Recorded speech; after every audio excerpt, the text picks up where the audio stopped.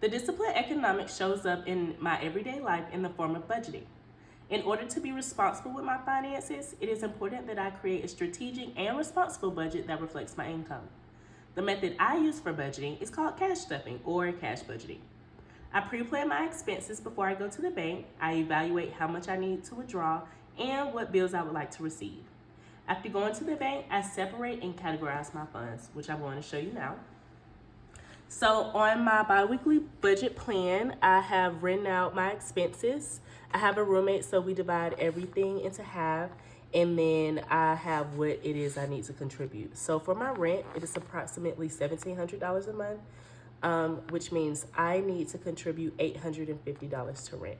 So because I get paid bi-weekly, I divide that into two of my two pay periods, which means I need to save $425 to put towards rent every 2 weeks.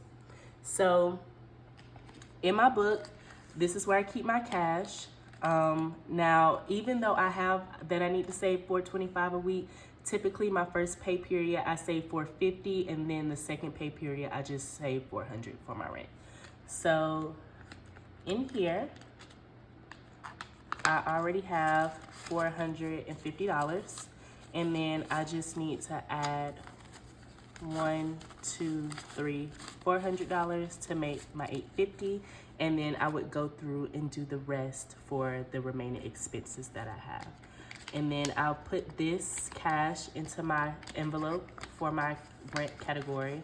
And when it's time to pay my rent, I'll just go and make a deposit in the bank and immediately pay my bill online. It is key to stay disciplined and only use funds that you have designated for each category. When it's time for me to pay bills, I make a deposit and immediately pay what's due online.